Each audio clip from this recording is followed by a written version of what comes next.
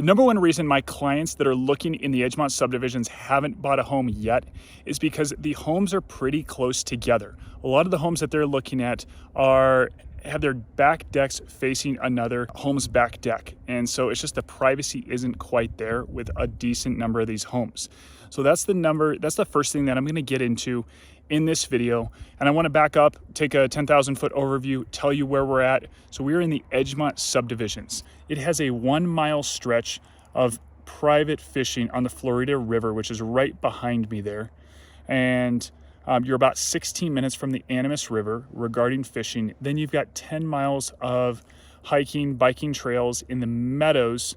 Side note, in the Edgemont Meadows subdivision, you can't bike, but on the ranch side you can. So about 10 miles total of trails in here.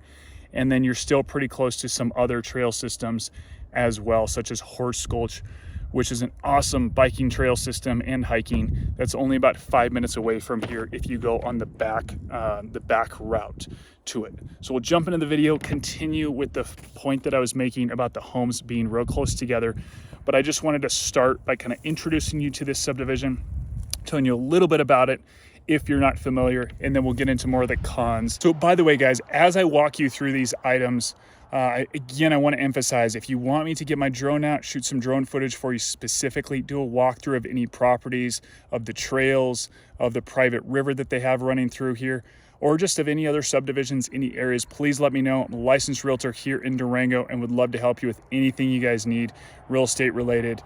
Feel free to call, text, email, days, nights, weekends. We've got your back when it comes to moving here to Durango and the surrounding areas.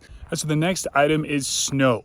Now I'll start with saying, you might have heard me say this before, but Edgemont area gets quite a bit more snow than in town or the Animas Valley. So I'll give you kind of an actual example. So my clients lived up here for about 5 years, clients that just sold their property, and we would compare amounts of snow that we'd get. So I live in the valley in Hermosa area, just past Dalton Ranch.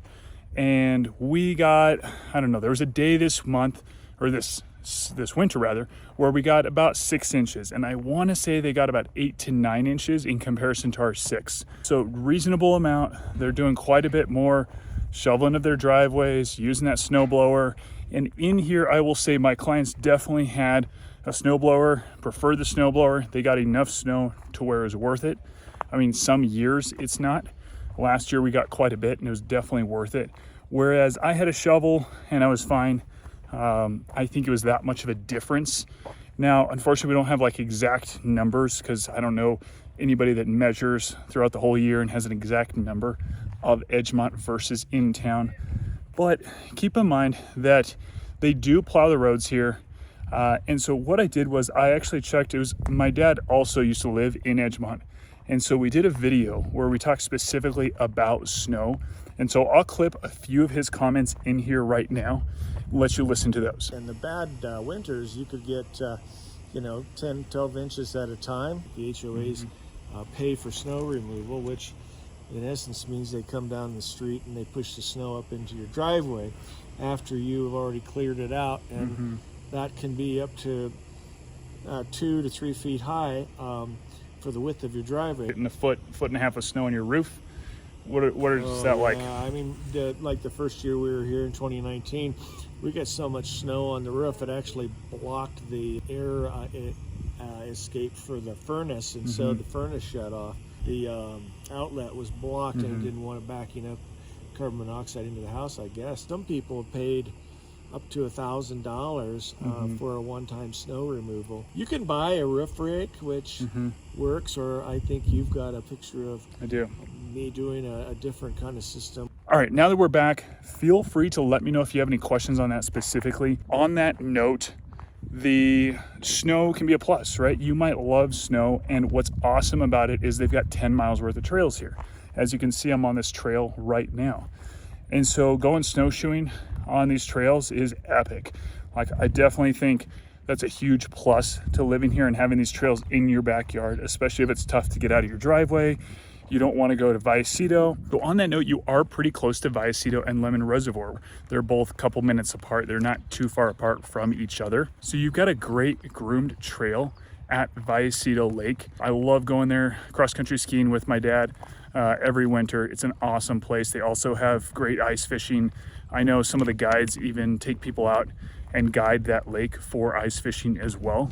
So can't do this video without mentioning some of the pluses and some of the amazing reasons to live here, because there are definitely a lot of people moving here and don't mind some of these cons. But I really want to be open, honest with you guys, give you guys, you know, kind of the good, bad, and ugly about this subdivision.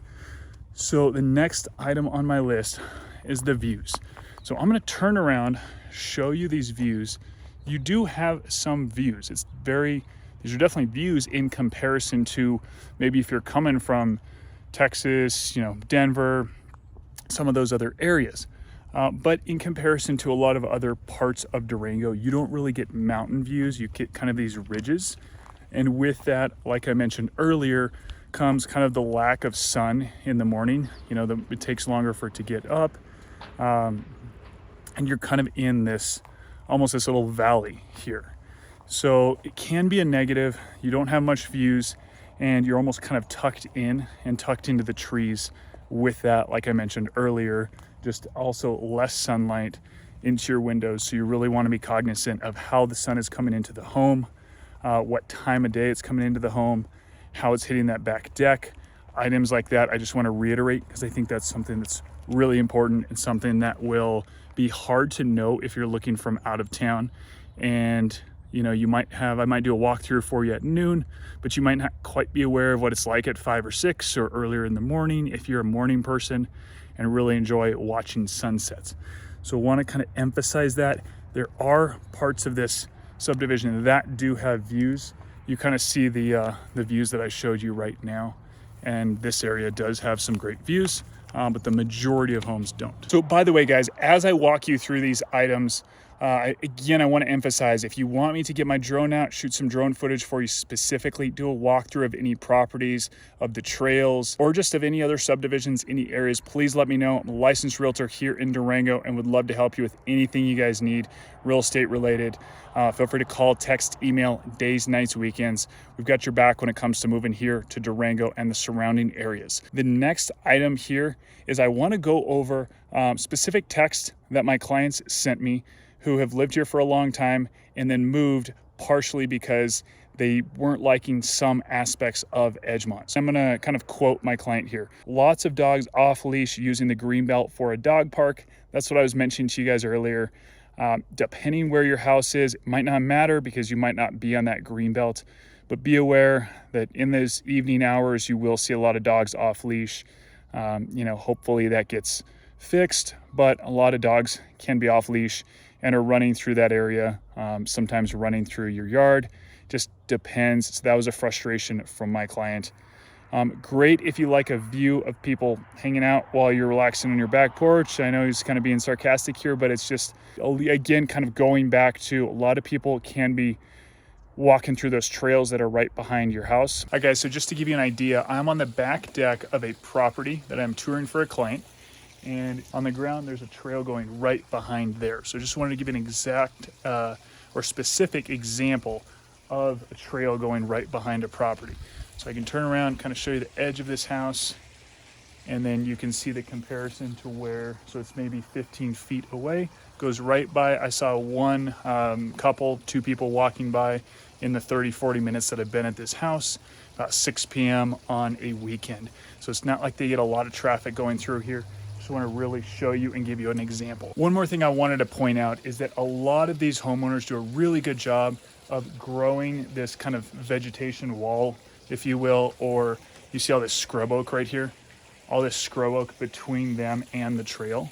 So a lot of these homes, you're not going to worry about even barely seeing people or hearing people because you're going to have this nice wall of vegetation. You'll see this divider wall here, privacy wall here that they put up. You'll see that a lot as well. I'm on the trail, and I'll give you an example of a couple properties kind of from the trail, just show you the distance from the trail. You can see a couple behind me there. Here's another one behind me here. There are still some lots available while we're kind of on that subject, so feel free to reach out to me regarding lots being available. Again, walking the lots for you, showing you where those boundaries are, what it might cost to build on, maybe getting a builder out there, and then making you aware of building restrictions, home size requirements, things like that, let me know. Happy to give you a full kind of rundown as far as if you're looking to build. But back to some of those cons that my client was talking about.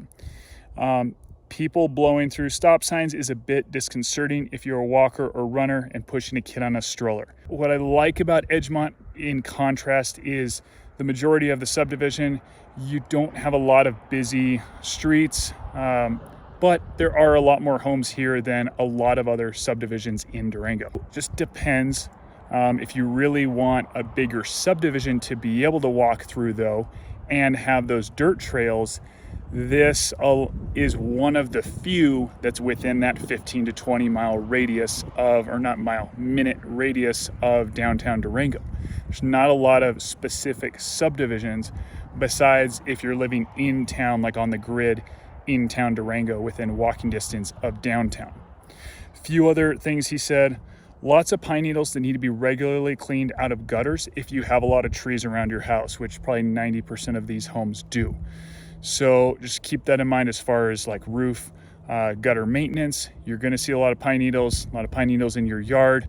That is kind of the intent of the subdivision, to make you feel like you're in the forest, and it really does a great job of that. Regarding snow and the winter, keep in mind, be cognizant of the direction your driveway is facing. If it's getting that south-facing sun or even just more exposed to the sun. We saw a couple properties go in recently or be built recently where their driveways are actually going downhill. It's like, that can be a really tough driveway to plow in the winter. And it's not like we're in town, where in town still gets quite a bit of snow, but we even get more snow than they do, where we're just about 7,300 feet elevation. So be cognizant of the direction the driveway is facing. It's not like you need that south-facing driveway. You're just going to be aware. You just want to be aware that you're going to get more ice, and the snow is going to melt not as quickly. So a few other items regarding roofs. You want to look into, does the roof have heat tape already on it? Or just look into the cost. Just talk to a roofer about putting heat tape on your roof, which helps prevent ice dams. So ice dams, where the ice kind of forms up in the gutter, and then it can damage your gutter, it can damage your roof. So you want to look into maybe getting heat tape.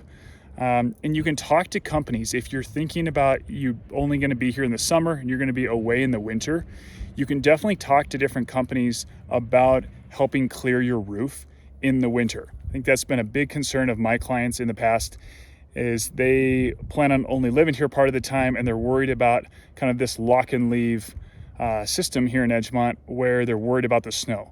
So there are some great companies out there that can come out here, clear your roof off, and just mitigate any risk of any roof damage. We're in Edgemont Meadows here, where this view is, and this beautiful trail is that kind of runs by, looks out at this ridge here, which underneath this ridge here is the Florida River. So you've got a mile of private fishing, as well as, or a little bit over a mile, private fishing, as well as a trail that goes right along the Florida River. It is stunning. And to give you a little more information, again, you're about 16 minutes from downtown Durango, a little bit closer to Summit, like Bread, which is a great bakery, kind of right on the edge of town. And then there's a liquor store right on the edge of town as well at your first stoplight. That's going to be about 12 minutes away from here. Again, I'll breeze over it as far as trails, but 10 miles of biking and hiking trails throughout the Edgemont subdivisions. In the Meadows, they don't allow biking, but in the ranch they do, or Edgemont Ranch rather. And then you're about 5-6 minutes from a kind of back entrance to Horse Gulch trail system, which is an awesome trail system. I love biking up there as well as hiking. Tons of trails up that way. And so to get there, you're going to kind of go down past the fire station and go on the road that parallels this trail where we're at, kind of the south side of Edgemont Meadows. Home sizes really range in here. There's some really small townhomes down at 1,056 square feet. Some gorgeous, stunning luxury homes all the way up at 5,092 square feet. Lot sizes range from 0.09 acre to 0.82 acre. And then your elevation, just going back to elevation, we're at 7,407 feet elevation, whereas in town is 6,512. So you're just about 1,000 feet higher here, and that's why you're getting quite a bit more snow. Utilities, we're central water, sewer, and gas here. Paved roads all throughout here. HOA dues. They're going to vary, but fairly nominal throughout. So you're $363 in Edgemont Ranch per year. Edgemont Highlands is going to be $940 per year. And then Edgemont Meadows is $135 per quarter. The subdivision has tennis, basketball courts, playgrounds in both subdivisions here. And then there are hiking trails throughout, just like I mentioned. Views like this, you see this picnic bench right here, beautiful, especially in the winter. It's really amazing to sit out here in the winter. This subdivision is stunning and is incredible, but there are some big cons to it as well. So I really just wanted to highlight that.